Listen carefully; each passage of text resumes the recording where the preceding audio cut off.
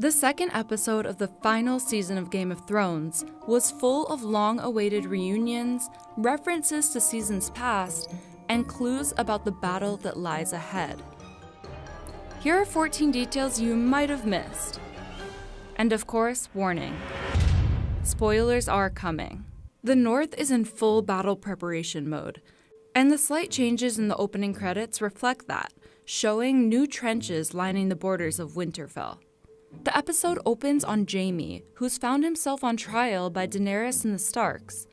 He must answer for the murder of Dany's father, King Aerys II, as well as for his role in Ned Stark's untimely death. When Daenerys demands that Jaime explain why he deserted Cersei, he responds, "Because this goes beyond loyalty. This is about survival." His words echo Brienne's in the Season 7 finale. Oh, loyalty. Loyalty. This goes beyond houses and honor and oaths. When Tyrion throws his weight behind Jaime, Daenerys does not react kindly, saying perhaps Jaime trusts his little brother to defend him, right up until the moment he slits my throat. Her wording beckons back to the prophecy the Woods Witch told young Cersei in the books. The Valonqar shall wrap his hands about your pale white throat and choke the life from you. Valonqar means little brother in Valyrian, which is why Cersei always believed Tyrion would be the one to kill her. The show left out this part of the prophecy, so we can't be sure Tyrion will play any significant role in Cersei's death. When it's decided that Jaime can join their ranks, Grey Worm begrudgingly returns his sword, known as Widow's Wail. What did he call it? Widow's Wail. It's one of the two blades that the Lannisters forged after melting down ice, the ancestral sword of House Stark. Its sister sword is Oathkeeper, which Jaime bestowed upon Brienne. Now, with Jaime serving under Brienne's command, the two blades of ice have been reunited for the first time since Ned left Winterfell in Season 1. At the exact moment that Jaime is rearmed, we hear a familiar musical cue. The song is Jaime's theme, first played when he recounts to Brienne the real reason he killed Aerys Targaryen. But you've kept your oath then? And again when he was headed to Riverrun to break the Blackfish's siege. There are new as well as old weapons, as Arya checks in with Gendry about the new spear she asked him to make.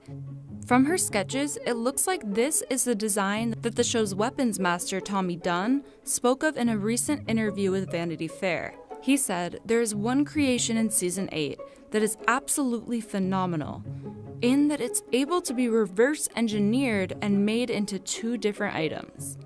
If that's true, this double-ended tool will prove handy when it's time for Arya to face down White Walkers, or cross a few more people off her kill list. The flirtation scene between Arya and Gendry visually mirrors one of their past interactions in Season 2.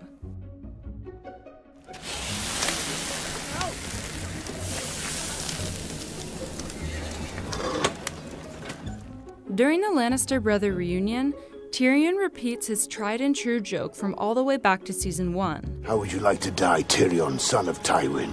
In my own bed, at the age of 80, with a belly full of wine and a girl's mouth around my...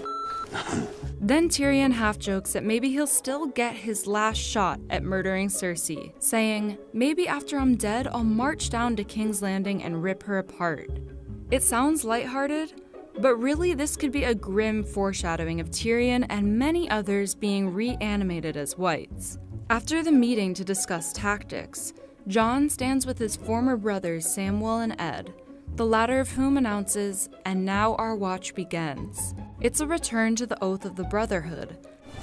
Night gathers, and now my watch begins. After Jon announced that his watch had ended back in Season 6.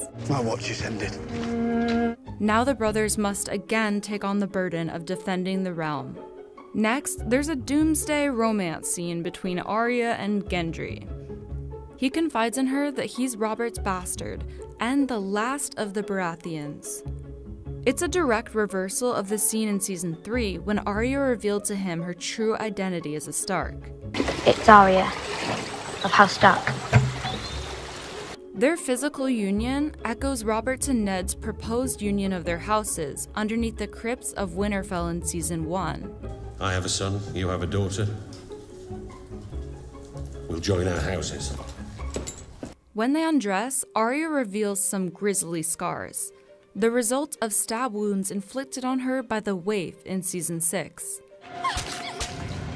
Meanwhile, in front of Winterfell's fireplace, Jaime holds a spontaneous knighting ceremony for Brienne on the eve of her biggest battle yet. She's proclaimed the Knight of the Seven Kingdoms, which is the title of this episode. It's also the name of a trio of novellas written by George R.R. Martin as a spin-off from the Song of Ice and Fire series. The books follow a chivalrous knight known as Sir Duncan the Tall, who's actually mentioned several times in the show. I could tell you about Sir Duncan the Tall. At a 2016 fan convention, Martin confirmed that Brienne was descended from Sir Duncan. We can guess that's where she got her unusual height and her bravery. After Brienne's induction into the knighthood, Podrick performs Jenny of Oldstones, his own impressive rendition of a song from the original Song of Ice and Fire books. The song references Jenny of Oldstones, a character from the books who was married to Prince Duncan Targaryen. Jenny would dance with her ghost. This version of the song included new lyrics, and the episode's closing credits even debuted a cover of the song performed by Florence and the Machine. I am the halls of the kings who are gone. Podrick's singing is paired with the montage showing the people of Winterfell making their final preparations.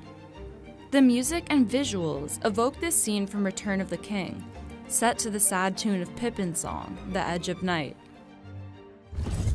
To the edge of night. The similar mood makes sense, especially given that the director of the impending battle scene cited Lord of the Rings as an inspiration. One thing is for sure, the episode ends on a decidedly ominous note. So there you have it.